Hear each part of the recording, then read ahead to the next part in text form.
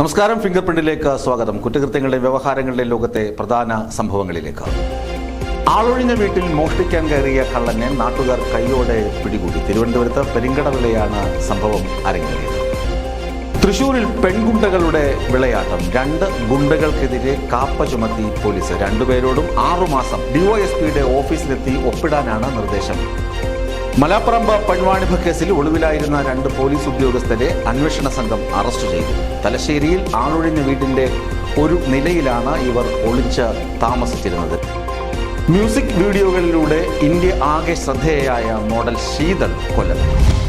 ആളൊഴിഞ്ഞ വീട്ടിൽ മോഷ്ടിക്കാൻ കയറിയ കള്ളനെ നാട്ടുകാർ കൈയോടെ പിടികൂടി. തിരുവനന്തപുരത്ത് പെരിങ്കടവിളയാണ് സംഭവം അരങ്ങേറിയത്. ആളൊഴിഞ്ഞ വീട്ടിൽ മോഷ്ടിക്കാൻ കയറിയ കള്ളനെ നാട്ടുകാർ പിടികൂടി. തിരുവനന്തപുരത്ത് പെരിങ്കടവിള ആലത്തൂർ യക്ഷിയമൺ ക്ഷേത്രത്തിന് പിറകിൽ വിജയകുമാറിന്റെ സ്വസ്തി എന്ന വീട്ടിലായിരുന്നു മോഷണശ്രമം. തിങ്കളാഴ്ച പുലർച്ചെ 3 മണിയോടെയാണ് മോഷണശ്രമം അരങ്ങേറിയത്. ഹൈക്കോടതി ജീവനക്കാരൻ വിജയകുമാറും വണ്ടാനം മെഡിക്കൽ കോളേജ് ജീവനക്കാരിയായ ഭാര്യ ആശയും ആഴ്ചയിൽ ഒരിക്കൽ മാത്രമാണ് വീട്ടിലെത്തുക. ഇതറിയാവുന്ന അയൽവാസിയായ അമ്പനാട് മേലെ പുത്തൻ വീട്ടിൽ റോബിൻസനാണ് മോഷ്ടിക്കാൻ കയറിയത്. ചാക്കിൽ പഴയ തുണിയുമായി വീട്ടിലെത്തിയ റോബിൻസൺ വിജയകുമാറിന്റെ വീടിന്റെ പിൻവാതിലിന് കീഴിൽ തുണി കൂട്ടിയിട്ട് പെട്രോൾ ഒഴിച്ച് കത്തിച്ചു. വാതിൽ പകുതി കത്തിയപ്പോൾ അതുവഴി അകത്തേക്ക് കടന്നു. പാര ഉപയോഗിച്ച് മറ്റ് 3 വാതിലുകൾ കുത്തി തുറന്നു. അതേസമയം മോഷണത്തിനായി ഉപയോഗിച്ച ഹെഡ്ലൈറ്റിന്റെ പ്രകാശം ഇയാളെ കുടുക്കി. ആളില്ലാത്ത വീടിനുള്ളിൽ വെളിച്ചം കണ്ട സമീപവാസികൾ സംഘടിച്ച് റോബിൻസനെ കൈയോടെ പിടികൂടി. മാരായമുട്ടം പോലീസിന് കൈമാറുകയും ചെയ്തു. വീട്ടിൽ ചാരായം വാറ്റിയ കേസിൽ മാരായമുട്ടം പോലീസ് മുമ്പ് റോബിൻസനെ പിടികൂടിയിട്ടുണ്ട്. പ്രദേശത്ത് വർദ്ധിച്ചു വരുന്ന മോഷണങ്ങൾക്ക് പിന്നിൽ റോബിൻസനാണെന്ന സംശയത്തിലാണ് നാട്ടുകാർ. പ്രതിയെ കോടതി റിമാൻഡ് ചെയ്തു. വിസ്മയ ന്യൂസ്, തിരുവനന്തപുരം. തൃശൂരിൽ പെൺഗുണ്ടകളുടെ വിളയാട്ടം. 2 ഗുണ്ടകൾക്കെതിരെ കാപ്പ ചുമത്തി പോലീസ്. 2 പേരോടും 6 മാസം.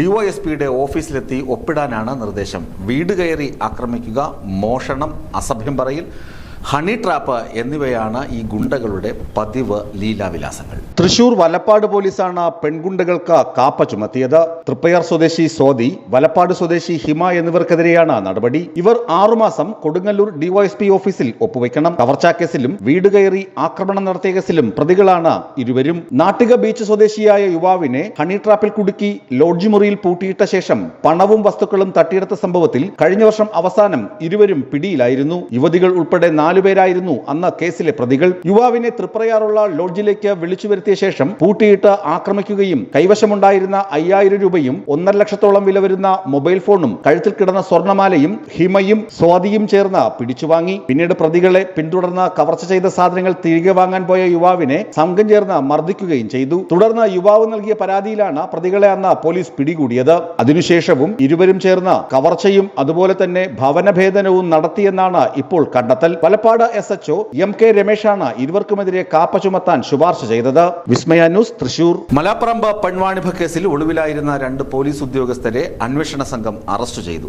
തലശ്ശേരിയിൽ ആളൊഴിഞ്ഞ വീടിന്റെ ഒരു നിലയിലാണ് ഇവർ ഒളിച്ച് താമസിച്ചിരുന്നത്. 2 പേരും സെക്സ് റാക്കറ്റ് നടത്തിപ്പിലൂടെ ലക്ഷങ്ങൾ സമ്പാദിച്ചുവെന്നാണ് കണ്ടെത്തൽ. കോഴിക്കോട് മലാപ്പറമ്പിലെ അനാശാസ്യ കേന്ദ്രം നടത്തിപ്പുമായി ബന്ധപ്പെട്ട ഒളിവിലായിരുന്ന 2 പോലീസ് ഉദ്യോഗസ്ഥരെയും പോലീസ് അറസ്റ്റ് ചെയ്തു. പോലീസ് ഡ്രൈവർമാരായ ഷൈജിത്ത്, സനിത്ത് എന്നിവരാണ് പിടിയിലായത്. താമരശ്ശേരി കോരങ്ങാട് വെച്ചാണ് പ്രതികളെ അന്വേഷണ സംഘം കസ്റ്റഡിയിലെടുത്തത്. താമരശ്ശേരിയിലെ ആൾപ്പാർപ്പില്ലാത്ത വീടിന്റെ മുകൾ നിലയിലാണ് ഇരുവരും ഒളിവിൽ കഴിഞ്ഞിരുന്നത്. കേസിലെ 1-ാം പ്രതിയായ ബിന്ദുവിന്റെ ഭർത്താവ് രാജുവിന്റെ ഉടമസ്ഥതയിലുള്ള കാറിലാണ് ഇവർ സഞ്ചരിച്ചിരുന്നത്. ഒളിവിൽ കഴിയാൻ പുതിയ സ്ഥലം തേടി പോകുന്നതിനിടെയാണ് പിടിയിലായത്. നടക്കാവ് പോലീസും സിറ്റി ക്രൈം സ്ക്വാഡും ചേർന്നാണ് ഇരുവരെയും വലയിലാക്കിയത്. മലാപ്പറമ്പിൽ ഫ്ളാറ്റ് വാടകയ്ക്കെടുത്ത് അനാശാസ്യം നടത്തിയതുമായി ബന്ധപ്പെട്ട കേസിൽ ഷൈജിത്തിനെയും സനിത്തിനെയും പ്രതി ചേർത്ത് അന്വേഷണ ഉദ്യോഗസ്ഥൻ കോടതിയിൽ റിപ്പോർട്ട് സമർപ്പിച്ചിരുന്നു. സെക്സ് റാക്കറ്റ് കേസുമായി ബന്ധപ്പെട്ട വയനാട് സ്വദേശി ബിന്ദു, ഇടുക്കി സ്വദേശി അഭിരാമി, കരുവൻതുരുത്തി സ്വദേശി ഉപേഷ് എന്നിവരെ കഴിഞ്ഞ ദിവസം നടക്കാവ് പോലീസ് അറസ്റ്റ് ചെയ്തിരുന്നു. ബിന്ദുവിനെതിരെയുള്ള മറ്റൊരു പരാതിയിൽ 2022 മെഡിക്കൽ കോളേജ് പോലീസ് നോട്ടീസ് നൽകി വിട്ടയച്ചിരുന്നു.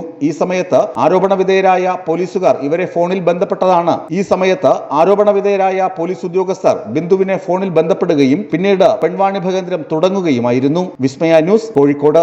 മ്യൂസിക് വീഡിയോകളിലൂടെ ഇന്ത്യ ആകെ ശ്രദ്ധേയ മോഡൽ ശീതൾ കൊല്ലപ്പെട്ടു. ശീതളിനെ അജ്ഞാതർ കഴുത്തറുത്ത് കൊല്ലുകയായിരുന്നുവെന്ന് ചണ്ഡീഗഡ് പോലീസ് പറഞ്ഞു. ഇവരുടെ മൃതദേഹം അടുത്തുള്ള ഒരു കനാലിൽ നിന്നാണ് കണ്ടെത്തിയത്. കഴിഞ്ഞ ദിവസം ഷൂട്ടിങ്ങിന് വേണ്ടി പോയ ശീതൾ വീട്ടിൽ തിരിച്ചെത്താൻ വൈകിയതിനെ തുടർന്ന് സഹോദരിയാണ് പോലീസിൽ പരാതി നൽകിയത്.